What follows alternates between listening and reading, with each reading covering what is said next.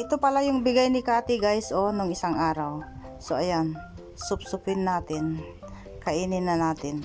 Ayun, tumakbo si Bunso guys. Natakot siya sa suso. A few inches later. So kitchen time tayo guys. Ito'y lamb, karnero, kambing. Opo. So ito po ang lulutuin natin. At ito naman chicken na ilabas ko pala kahapon, so ating imamarinate, sayang naman baka mangamoy. And then dito itutusok natin yung maraming bawang, tusok dito, tusok doon para po maging masarap siya. I-fry natin siya ng konti, pagbali-balikta rin ang lamb na ito, ang karnerong ito, tapos ilalagay natin sa pressure cooker guys.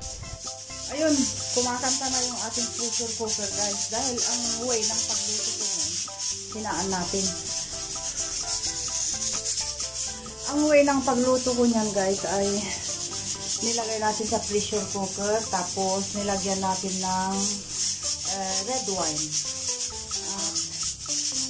Bumaba ako sandali. Sanay nakuha ko itong camera ko. Bumaba ako saglit, bumili ng bread guys.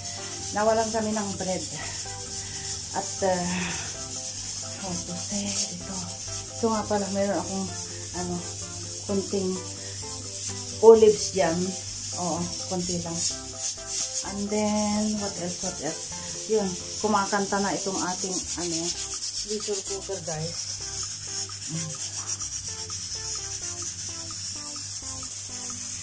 So tapos gumawa din tayo ng pala dito.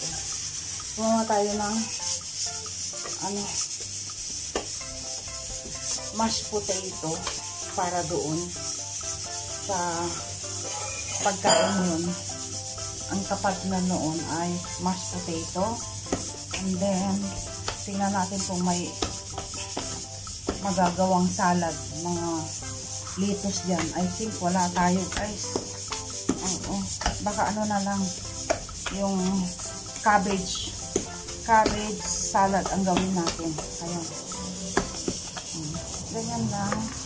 And then okay na tayo. At yung pala guys, tayo'y nag-aapura sa ating trabaho today. Sandali, ipusto natin itong ating hindi ko maano. Nag-aapura tayo ngayon guys dahil mayroong plano na mangyayari. So ako na lang mag-chismis. Unahan na si Kati. So yun nga, meron po kaming planong magkita si Kati. Bababa sila dito sa amin. Pupunta sila. At I don't know kung didiretso pa sila dito. Siguro magkikita na lang kami sa highway. Dahil ang mangyayari po, as you know, na patapos na yung bahay ng amo niya.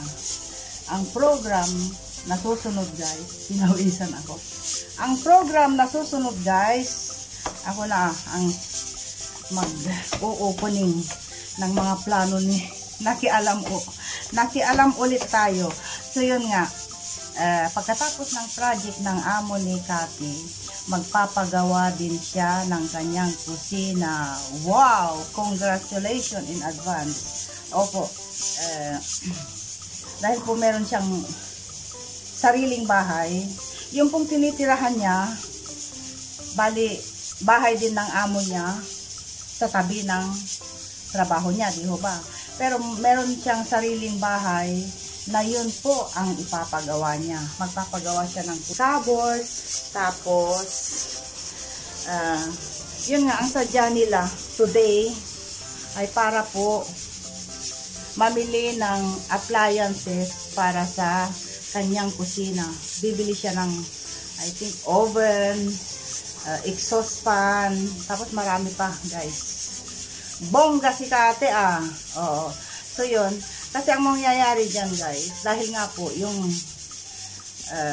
pamilihan ng mga appliances dito, balik kilala ni Habi. So itatry namin makakuha ng kunting discount na kunwari ako yung bibili, pero sa kanya yun guys. Makikita nyo na lang yung mga bibilhin niya sa mga susunod na vlog namin. So yun, at we'll see kung anong ganap mamaya guys. Kaya inaapura ko yung trabaho ko dito para i-meet sila doon sa my highway. Dahil mga 4 o'clock, 4 o'clock sila darating. So, pag pumanhit pa sila dito sa bahay, pag pupunta pa sila dito, mauubos na yung time namin. So, ang plano is, i-meet namin sila doon.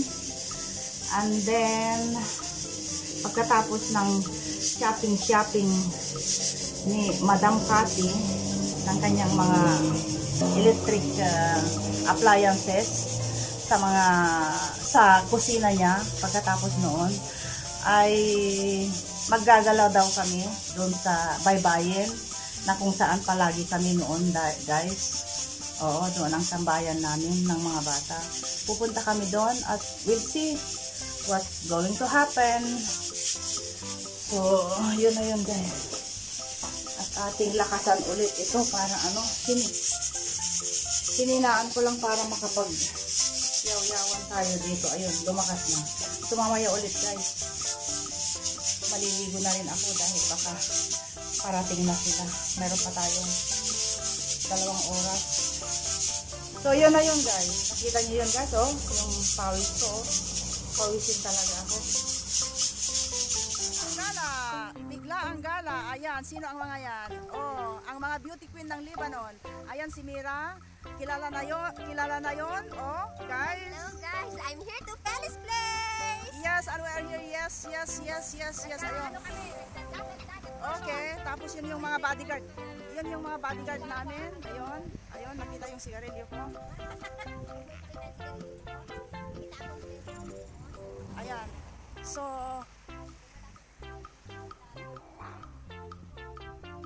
ayun, lumabas yung mga telephone. Lumabas yung mga telephone. So, ayun.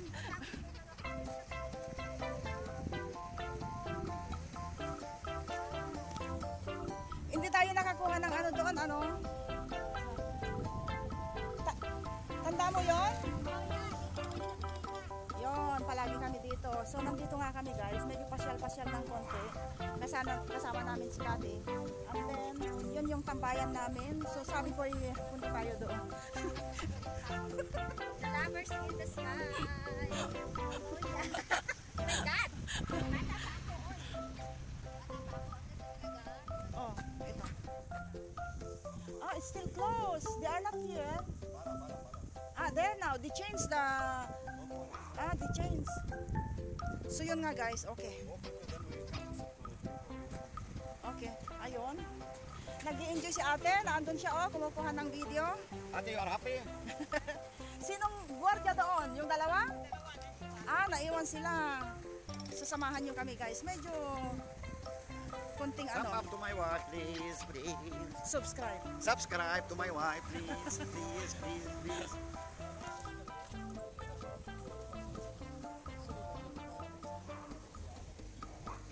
Sunset. Hindi nakita yung sunset. I think you have one point. Connected? I don't know. I think pala.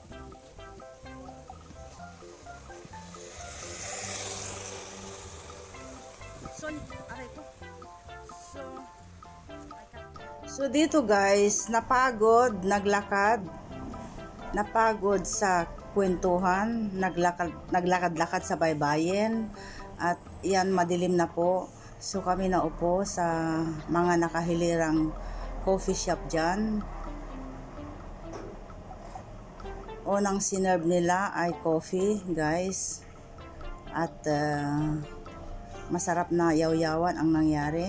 Andun si Mira. At naka voice over tayo dito, guys, dahil may sound sa coffee shop para hindi tayo makopyright. Kasama din namin si Ate Marisa. Naiwan yung dalawa, si Sis Dory at saka si Mary. At yan na po yung pangalawang serve. Nakuha din sa kainan. Light lang naman yung kinain namin, guys. Habang nagpapalipas ng oras at ang kwentuhan ay masarap. So, nag-enjoy po kami sa pagkikita na namang ito. And masarap-sarap yung simoy ng hangin. Simoy ng hangin na mainit. So, nandito na tayo sa bahay, guys. At hindi na kami nakakuha ng video doon sa place kung saan bumili ng gamit ni Kati sa kusina. At magandang good news, guys. Dahil yung items na binili niya para sa kusina niya ay nagkakahalaga ng $700, guys. Tapos, alam nyo ba na yung $700 nagawa ko po. Yun. Dahil nga ako ang kunwaring may-ari noon at kakilala ni Habi. So, yung $700 na yun, guys, ay nagawa po naming, nabigyan po kami ng discount. At yung $700 na yun ay naging $500. Diba, bongga? So, yun. Anyway, makikita nyo kung ano yung nabili ni Kati para sa kanyang kusina. Yung stove, yung lutuan, tapos yung exhaust fan, tapos, ayun, makikita nyo na lang sa mga vlogs niya guys. At, yun na yun, guys. At salamat po sa pagsama nyo sa amin, sa pagkikita namin ulit ni Kati. Yun nga, hindi na sila dumiretso dito dahil itong sa amin pataas pa. So, bali, nagkita na kami doon sa highway doon. At yun, naggala-gala ng konti. At naglakad-lakad. After that, napagod, nagkape at nagkainan kami ng konti. Kaya ayan, busog na busog po ang inyong lola.